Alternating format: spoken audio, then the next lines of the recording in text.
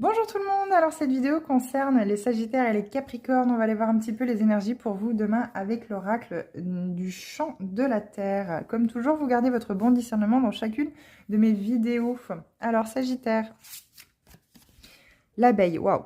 Travail, productivité, coopération. Elles sont vraiment magnifiques ces cartes, hein. Je vous le conseille, cet oracle, si vous avez besoin d'avoir des réponses à vos questions assez régulièrement et si vous êtes dans un cheminement de développement personnel, cet oracle est absolument magnifique.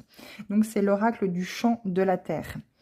Donc on vous parle de travail de productivité, de coopération, travaillez sérieusement et soyez productifs. Il est question ici, les Sagittaires, de ne pas vous perdre dans divers projets, de ne pas entamer divers projets qui seront amenés peut-être à l'échec. Faites-les un par un, hein, soyez vraiment productifs, soyez vraiment dans cette conscientisation qu'il est important de faire les choses correctement dans l'ordre.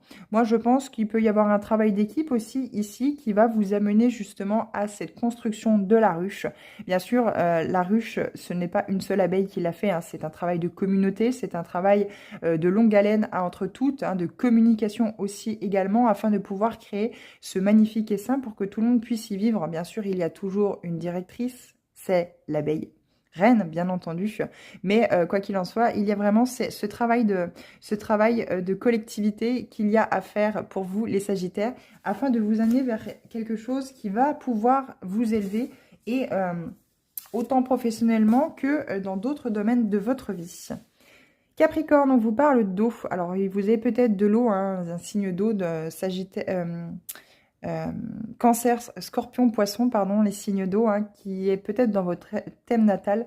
On vous parle de fluidité, de métamorphose, de mouvement. Rappelez-vous d'être fluide et spontané, pardon. Il y a peut-être un défaut de communication ici. Je pense que à travers vos émotions, vous avez beaucoup de mal justement à communiquer vos émotions. Vous avez beaucoup de mal à ne pas vous laisser submerger par celle-ci, hein. L'eau, c'est les émotions, c'est ce qui vous transcende en fait finalement, c'est ce qui vous émeut, c'est ce qui vous remet en joie. C'est vraiment ça l'eau, hein.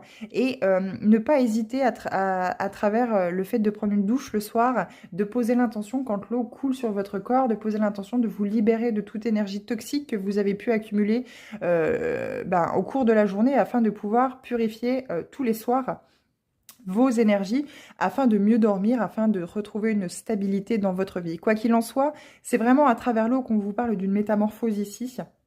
Les choses vont être en mouvement. Alors c'est toujours hein, dans l'eau calme qu'on se repose, mais c'est toujours celle qui est au fond de l'eau, qui est vraiment au plus profond. Il est peut-être question ici de remonter un petit peu à la surface et de remettre un petit peu